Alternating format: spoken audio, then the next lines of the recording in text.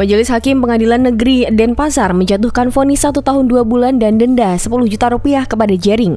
Hakim menilai terdakwa yang bernama lengkap I. Gede Aryastina tersebut terbukti menyebarkan ujaran kebencian terhadap Ikatan Dokter Indonesia atau IDI karena menyebut Kacung World Health Organization atau WHO dalam akun Instagramnya @JRXSID. Atau kasus ini dikenal dengan IDI Kacung WHO. Usai divonis, Jering tak mengucapkan sepatah kata pun. Ia hanya memeluk istrinya sembari berjalan ke mobil tahanan. Padahal biasanya, seusai menjalani sidang ia akan memberikan sejumlah komentar terkait persidangan. Kuasa hukum Jering Sugeng Teguh Santoso menyampaikan kliennya sangat kecewa dengan vonis tersebut. Ada beberapa hal yang jadi pertimbangan majelis hakim yang diketuai Ayu Adiana Dewi memutuskan menghukum Badan 14 bulan dan denda 10 juta rupiah terhadap Jering. Hal yang memberatkan salah satunya adalah Jering dinilai mencederai pengadilan karena walkout saat sidang perdana digelar. Sementara itu hal yang meringankan, Jering melakukan kegiatan sosial berupa bagi-bagi nasi gratis di bar miliknya selama pandemi virus corona.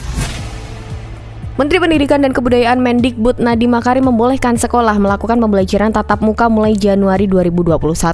Namun, melalui kanal YouTube Kemendikbud, Jumat 20 November 2020, Nadiem menyampaikan akan memberikan kewenangan kepada pemerintah daerah, Kanwil atau kantor Kemenak terkait izin pembukaan sekolah. Pembukaan ini, kata Nadiem, bisa dilakukan serentak atau bertahap. Itu bergantung kepada keputusan kepala daerah masing-masing.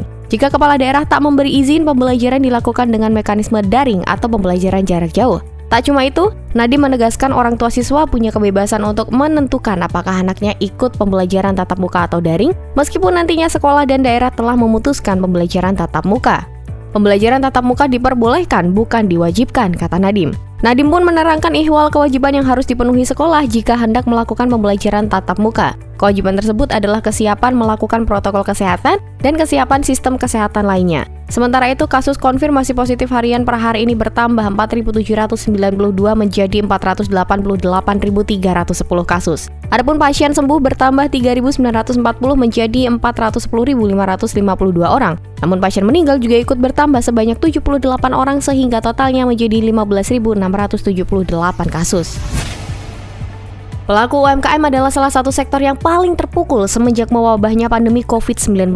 Untuk itu, berbagai perusahaan besar turut memberikan berbagai bantuan kepada para pelaku UMKM agar bisa bertahan dan menjalankan kembali kegiatan usahanya. Salah satu perusahaan yang coba membantu UMKM yakni Google. Namun, bantuan yang diberikan salah satu perusahaan besar di dunia tersebut berupa pinjaman dana kepada pelaku UMKM dengan nilai total 10 juta dolar Amerika Serikat. Manajer Hubungan Pemerintahan dan Kebijakan Publik Google Indonesia, Dani Ardianto, pihak Google pemberian bantuan sebesar 10 juta dolar ini akan menggandeng Kiva sebagai institusi yang sudah berpengalaman untuk menyalurkan akses pembiayaan kepada UMKM. Dani menjelaskan kerjasama dengan Kiva ini akan menggait lebih banyak penyalur sebagai provider yang bertugas untuk menyalurkan pinjaman dana tersebut. Segala persyaratan dan ketentuan untuk mendapatkan bantuan ini akan mengikuti kesepakatan dari Kiva dan penyalur. Program ini akan menarik sebanyak-banyaknya pelaku UMKM. Dengan begitu, pelaku UMKM yang tersebar di Indonesia bisa terbantu secara menyeluruh. Selera Hype of the Week.